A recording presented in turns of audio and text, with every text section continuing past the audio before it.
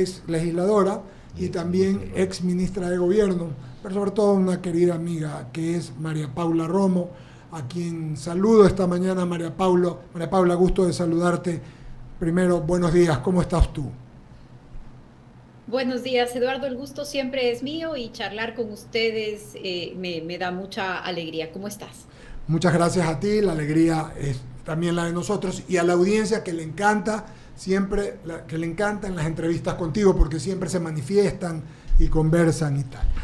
Querida María Paula, el día de ayer entrevistamos a Cristina Reyes acá y ella hizo o te hizo un, digamos así, un challenge, como dicen los gringos, te invitó a algo. Te ruego que veamos lo que dijo y luego lo conversamos. Te ruego un ratito que lo veamos en cámara, lo vas a ver tú también y lo escuchamos los que están en el 98.9.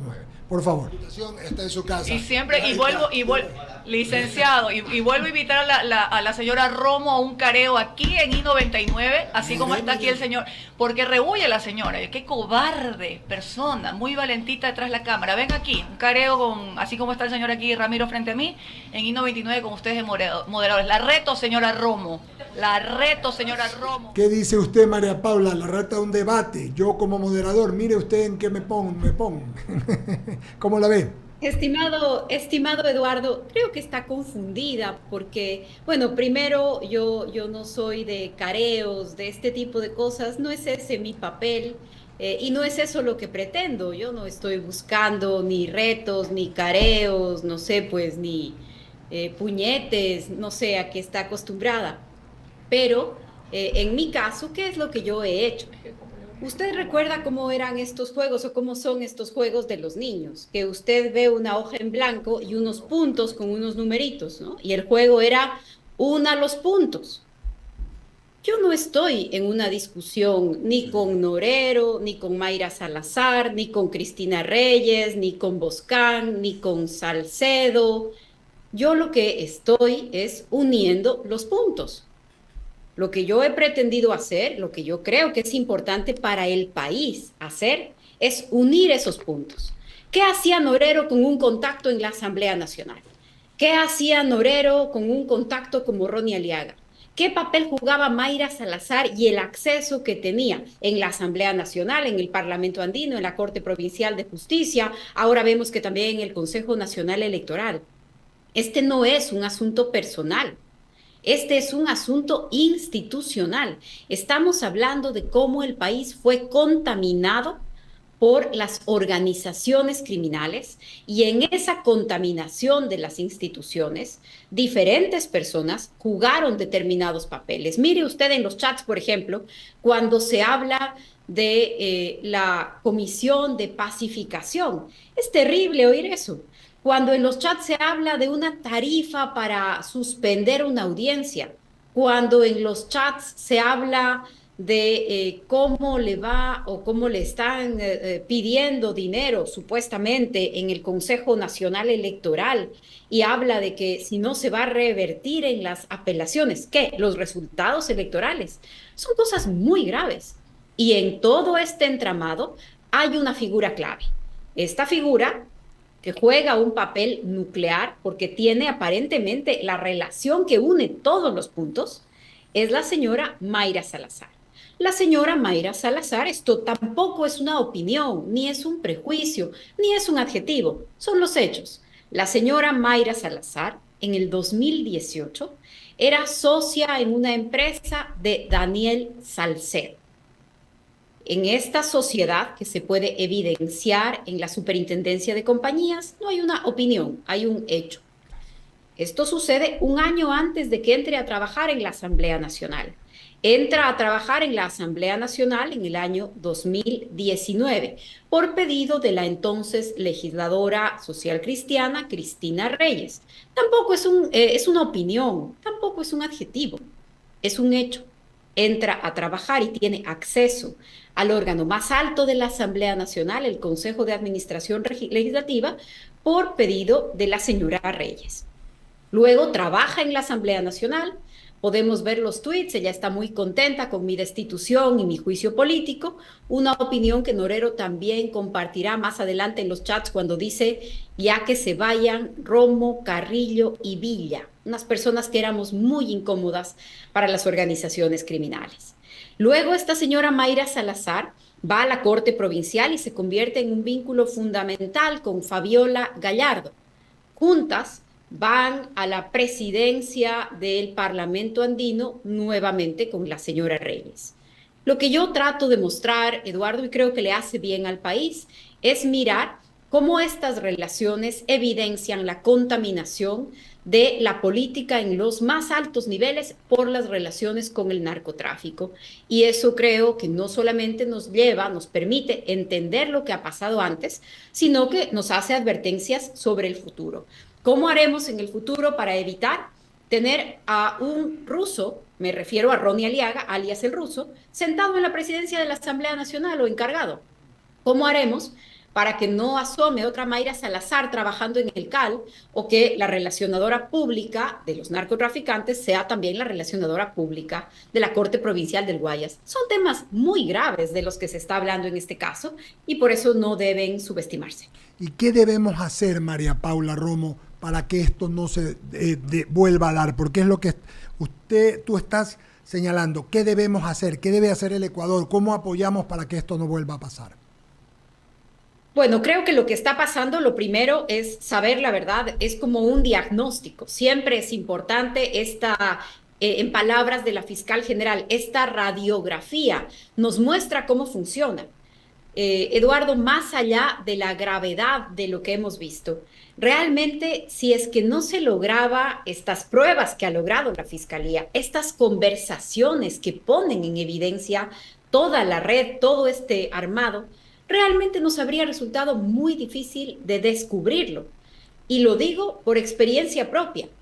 Daniel Salcedo fue detenido por primera vez cuando yo me desempeñaba como ministra de Gobierno. Si hacemos un poco de memoria, su madre llevaba unos carteles en donde decía, ministra, devuélvame a mis hijos, porque los hijos se fugaron en una avioneta, se cayó la avioneta en el Perú, regresaron al Ecuador por acción de la Policía Nacional, no por su voluntad, por acción de la Policía Nacional fueron puestos a órdenes de las autoridades. Y entonces, en ese momento, junio del 2020, yo he hecho memoria, incluso he regresado a los archivos. En una entrevista en Ecuavisa yo le digo a Tania Tinoco, Salcedo es la punta del ovillo de algo más grande. Creemos haber descubierto lo que es solamente la punta del iceberg. Las investigaciones tienen que seguir, está vinculado a otros delitos. Mire usted, en ese momento veíamos que había algo grande pasando, pero era muy difícil armar todo este entramado. Pasemos unos meses después, cuando Jorge Glass y Rasquiña presentan el mismo habeas corpus, el mismo día, con el mismo abogado, igual veíamos que algo muy grave estaba pasando, se estaban distorsionando las garantías jurisdiccionales. Habían abogados que se estaban prestando para argumentar esta barbaridad, habían jueces que estaban fallando en ese sentido. Había algo grave pasando, empezamos a decirlo. Incluso algunos colegas que hoy, con el paso de los años, dicen ya estaba sucediendo y no nos dimos cuenta. Incluso algunos colegas fueron críticos conmigo, porque yo puse una alerta y dije, miren, esto es muy grave, no pueden hacer esto los abogados, no pueden hacer esto los jueces, no son para esto los habeas corpus. Yo decía, aquí hay algo grave pasando. Luego resultó que es toda la red de abogados que en los chats hemos visto, manipularon y cambiaron totalmente, distorsionaron el tema de los habeas corpus para sacar cabezas criminales. Incluso se trata de los mismos abogados que firmaron el habeas corpus de Glass y de Rasquiña. Entonces, lo que ha pasado hoy adquiere mucho sentido, es importante comprenderlo para poner la historia en orden, pero también para proyectar lo que viene más adelante. Tanto la policía como las Fuerzas Armadas, la Administración de Justicia, jueces, fiscales, defensores, todas estas instituciones que hacen parte del sistema de seguridad necesitan programas de integridad, necesitan una revisión permanente de sus miembros. No es solamente un filtro de entrada, se trata de una revisión permanente de su comportamiento, de sus ingresos, de su patrimonio, de su calidad de vida, de sus contactos, de sus redes de contactos, porque definitivamente la tentación es mucha, el dinero es mucho. Algunos también deben ser no solamente vigilados, sino protegidos. Mire la seguridad. Esta gente en estos chats habla de atentar contra la fiscal Sarabia, su familia, comparten la información sobre sus hermanos, sus padres. Ellos también son los que comparten información sobre Fernando Villavicencio. Entonces, realmente, estas lecciones nos tienen que llevar a castigar a los involucrados, a tener claro el papel que jugaron los amigos de los narcos y a corregir institucionalmente para que en el futuro no se repita. Solamente para pasarle a Javier Segarra, María Paula, mientras hablas, recuerdo un libro que leí no hace mucho y que dice, ¿quién controla a los que nos controlan? Es lo que estás diciendo, es muy real, ¿no? ¿Quién controla a los que nos controlan? Javier Segarra, luego Luisa Delgadillo, cierra Jaime Velázquez. Gracias, Eduardo. Doctora, ¿cómo le va? Buenos días. La verdad que incomoda estas investigaciones que viene desarrollando la Fiscalía General del Estado. Hay gente que quiere que la Asamblea le dé un respaldo. A mí eso yo creo que no necesita una funcionaria como ella. Lo que necesita es el respaldo de los ecuatorianos. No hay motivo, no hay razón para un juicio político contra la Fiscal General del Estado, doctora. Buenos días, Javier, qué gusto saludarle. Igualmente. En realidad, el respaldo más importante para el trabajo de la fiscal general desde la Asamblea se va a jugar en el día del juicio político, porque es ahí en donde las bancadas de la Asamblea Nacional decidirán si la fiscal continúa en el cargo o si no lo hace. En mi opinión, el solo hecho de haberle planteado un juicio político ya significa tomar partida, ya significa tomar partido en esta confrontación que en este momento hay. La fiscal está enfrentando una organización criminal con tentáculos en todo el Estado. Es una realidad, ¿no?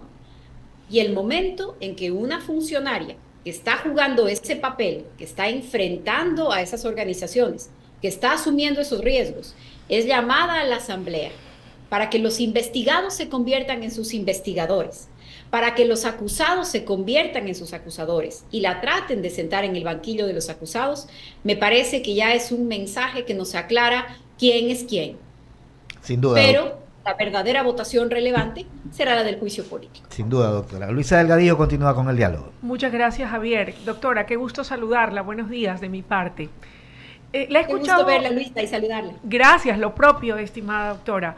He escuchado con atención esta primera parte de su intervención respecto de la necesidad de hacer correctivos que devuelvan la confianza en el país, en sus instituciones y sobre todo en aquello que implique el poder desentrañar todo aquello que está mal para que el país pueda tener ese baño de verdad que tanto anhelamos y a partir de allí poder tomar esos correctivos. Y quería conocer su opinión en torno al trabajo delicado que deberá cumplir el Consejo de Participación Ciudadana y Control Social al momento de elegir al nuevo defensor público, por un lado, y por otro lado, preguntarle cuánta importancia cobra la renovación del Consejo Nacional Electoral. Debe ser parcial, debe ser total, habida cuenta de que con las investigaciones que ha hecho la Fiscalía General del Estado, vemos cómo el narcotráfico también ha extendido sus tentáculos hacia partidos y movimientos políticos que jamás nos hubiésemos imaginado. Sí, Luisa, buenos días nuevamente. Hay que pensar qué es lo que viene como el siguiente capítulo. Creo que es muy importante identificar que el sector seguridad no es solamente policía y fuerzas armadas. Por supuesto, juegan un papel que realmente es central, es prioritario, pero por sí solos, policía y fuerzas armadas no son todo el sector. El sector seguridad incluye a fiscales, a jueces, el sistema penitenciario, la defensoría pública, efectivamente. Entonces, el papel de renovación de estas instituciones, de depuración de estas instituciones y de creación, de desarrollo de unidades de integridad, de sistemas de integridad que hagan un control permanente de los funcionarios es indispensable. Hay algunas discusiones pendientes. El Ecuador es uno de los pocos países, si no decirle el único, al menos en América Latina, en donde las personas encargadas de las cárceles y de las aduanas no pertenecen ni a la policía ni a las Fuerzas Armadas. Repito, los encargados de cárceles y aduanas no son parte ni de policía ni de Fuerzas Armadas. Dos instituciones que con críticas y con problemas como cualquier institución, pero tienen la solidez, la vida institucional, los mecanismos para tener mejores controles internos que estas pequeñas oficinas creadas para manejar los dos temas más delicados en materia de seguridad interna. Entonces, estas discusiones son discusiones muy profundas, por supuesto, están intermediadas por cosas que van a suceder ya mismo, que son estas renovaciones. Hay que poner mucha atención, hay que trabajar para que en cada una de estas renovaciones evitemos una nueva cooptación, porque no es solamente la renovación por sí misma. Si decimos vamos a renovar, pero no hay mecanismos para evitar que las propias organizaciones criminales entren por la trinquera. Si es que estas organizaciones criminales tienen recursos, abogados, pseudo medios de comunicación, entonces tienen en sus manos muchos mecanismos para poner a su gente, partidos políticos a su servicio. Lo estamos viendo con el caso de Ronnie Aliaga. No es solo, los chats dicen, no te preocupes, controla el partido, no te preocupes, ya se bajaron a la vicepresidenta de la Asamblea Nacional, ya pusieron la queja contra Villavicencio, van a manejar la votación. Tienen personas en el Consejo de la Judicatura, en la Corte Nacional de Justicia. Y las instituciones no con tantos años, creadas, incluso instituciones de turno, digamos, también son cooptadas de inmediato. Me refiero a las dos personas que están procesadas por la famosa Comisión de Pacificación. Entonces, se crea una nueva institución, inmediatamente también sucede esta cooptación. Entonces, el país tiene un gran desafío, tiene una gran necesidad de esta verdad, de un baño de verdad, de que no exista impunidad, pero también de pensar qué hacemos en adelante. Los abogados, por ejemplo. Ahí tenemos otro gran tema, los abogados, las escuelas de derecho, el papel que juegan los abogados en esta trama es lamentable. Doctora, ¿usted ha considerado la posibilidad, si se lo pide el movimiento y quienes compartan su tesis y su visión de país, de correr por las elecciones? ¿Va a ir, construye con un candidato propio que pudiera ser usted o cualquiera de los otros distinguidos miembros del movimiento político? ¿O van más bien a aupar o a apoyar alguna de las otras candidaturas que pudieran presentar otras tiendas políticas? De pronto el mismo presidente Noboa, que ha dicho que quiere ir a la reelección. Permítame responderle en diferentes etapas. Primero, creemos que es importante construir coaliciones. Vamos a trabajar para la construcción de coaliciones y evitar la fragmentación.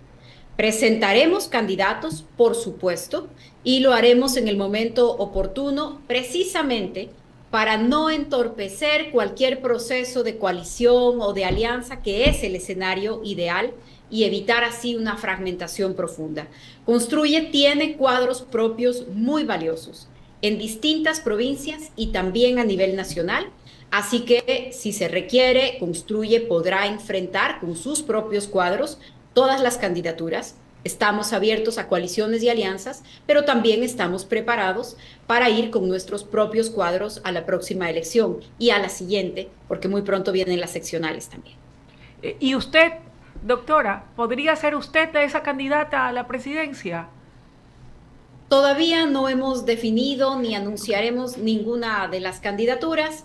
Lo que puedo decirle es lo que ahora le he comentado. Estamos dispuestos a conformar coaliciones, pero también estamos preparados para ir con nuestros propios cuadros. Me queda claro que no lo desestima en todo caso, al menos no de momento. Así es, y ella es muy política, así sabe lo que dice. Doctora, qué gusto saludarla. Enseguida continúa Jaime Velázquez.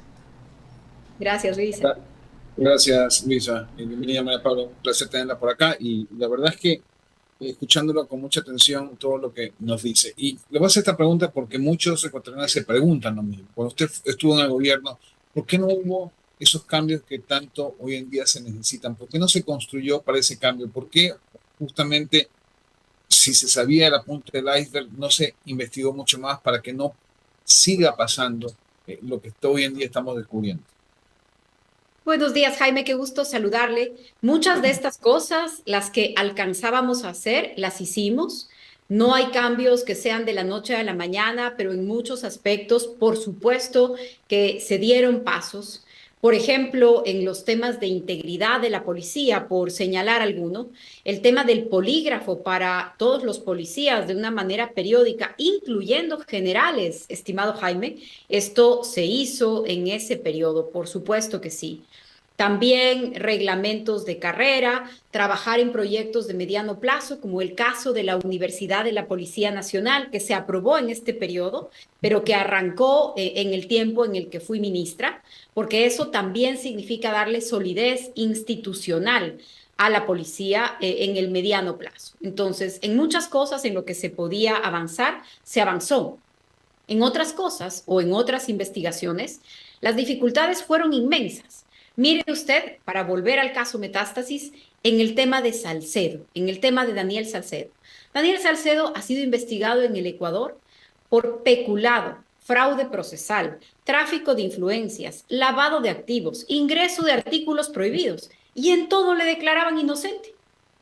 Ahora ya sabemos que eran los jueces suicidas contactados por sus amigos, luego reintegrados a la función judicial por sus otros amigos, pero en su momento, imagínese usted la frustración de todo el aparato de justicia cuando estos señores salían inocentes, como es este término popular tan bonito, envalentonados, ellos acusando de sus delitos a otros. Y esto no sucedió solamente con Salcedo, sucedió con varios otros que fueron investigados y detenidos en nuestro periodo y que luego fueron absueltos a pesar de todas las pruebas que Fiscalía presentaba. Y yo creo, Jaime, que todavía hay mucho que desentrañar, pero cosas, por ejemplo, como que la Fiscalía se abstuvo de acusar. ¿Ustedes recuerdan ese episodio en donde metieron objetos a una cárcel en un carro vestido, disfrazado de una ambulancia? Sí, sí, sí, claro. La policía hizo un operativo muy grande. Detuvimos guías penitenciarios, presos, una de las cabezas de los choneros, miembros de la Policía Nacional, en un operativo gigantesco. La Fiscalía se abstuvo de acusar. Veamos ahora qué fiscales estuvieron en esos casos. Pero creo que estas revelaciones también nos muestran por qué muchas investigaciones no pudieron llegar a su fin, por qué a pesar de contar con pruebas, muchos de estos involucrados no fueron sentenciados y además nos muestra cómo operaron con un cinismo tan grande que no solamente que se sentían protegidos para seguir cometiendo delitos, sino que acusaban a otros de sus delitos. Correcto, Ana Paula. Nos queda poquito tiempo. Solamente la última pregunta de mi lado.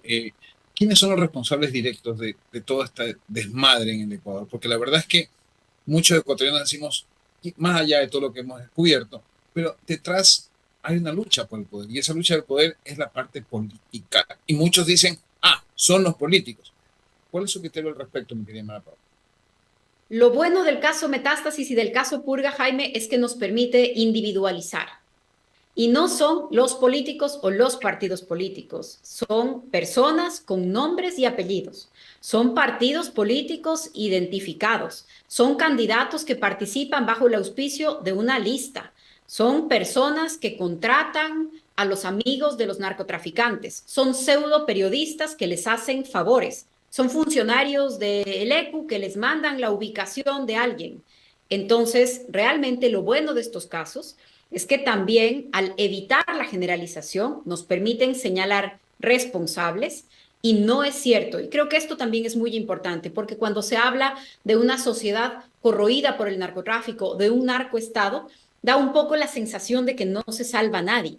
Y por eso estos casos son muy importantes, porque para que lleguen a saberse significa que además del valor y la decisión de la fiscal, hay policías que hacen estos allanamientos, hay peritos, hay jueces que tienen todo el valor de llevar adelante estas investigaciones y los procesos judiciales.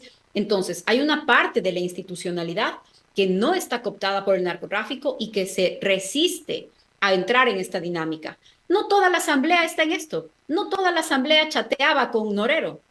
Entonces, hay unas personas específicamente señaladas y también hay muchos otros que no estamos, no hemos estado y no vamos a estar nunca cómodos con los criminales, ni con aliarnos con ellos, ni chatear con ellos, ni hacerles favores. Así que es importante rescatar eso. Muy claro, maestra, quiero agradecerle por la respuesta a estas preguntas que a veces son incómodas, pero hay que hacerlas. Muy amable y muchas gracias. Eduardo, contigo para la Paula, solamente un minuto. Primero, tengo una cantidad de mensajes de gente que te saluda, por favor, y si no los leo me dan palo. Así que bueno, Rafaela primerito te saluda, ya tú sabes. Te saluda Ernesto en segundo lugar. Javier dice, Javier José dice, qué buena entrevista, ojalá hablara más, es un referente. Wilson, el doctor Wilson, en cambio dice, buenos días, es verdad, buen criterio de la doctora y suyo, Eduardo, hay que controlar a los que controlan. John también saluda, Rodrigo y Marcelo, todos le mandan a saludar y le desean lo mejor. Y finalmente, y esto solamente la brevedad antes de concluir, María Paula, ¿apoyamos como el Ecuador debe o no apoyamos la consulta popular? ¿Qué dice? Nosotros estamos con el apoyo, queremos que haya extradición, queremos que por lo menos en la mayor parte de las preguntas, que se tomen los bienes, las armas de los bandidos, que hayan jueces que manejen el tema constitucional. ¿Qué dices tú? ¿Cuál es tu criterio sobre esto? Claro que sí. Nosotros, como Movimiento Construye, vamos a respaldar la consulta popular, vamos a participar en la campaña y nos consideramos autores al menos de las 3 preguntas que estuvieron en nuestro plan de gobierno y que hemos sugerido y reconocemos que se incluyeron. La extradición, la extinción de dominio y el trabajo por horas y a plazo fijo. Así que vamos a participar en la campaña, le vamos a decir que sí a la consulta, vamos a hacer énfasis en estos temas que creemos que pueden ser un cambio significativo para el país y vamos a activarnos muy fuerte por el sí. Muchas gracias, María Paula, que tengas un buen fin de semana, gusto de saludarte, que te vaya muy bien. Un buen día también para ustedes. Gracias por estar en Feliz I99 viernes. en el diálogo. De igual manera, feliz viernes. Oiga, y antes de concluir, don Javier, Luisa